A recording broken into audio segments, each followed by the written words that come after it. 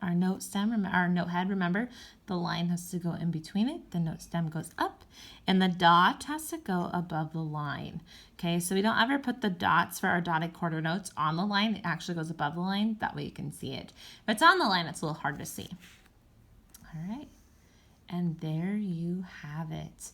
There is a place on our virtual classroom that you can go and click or go and you can see a picture of some patterns. I'd like for you to take some time to practice writing those patterns. Like I said, if you have some note paper, great.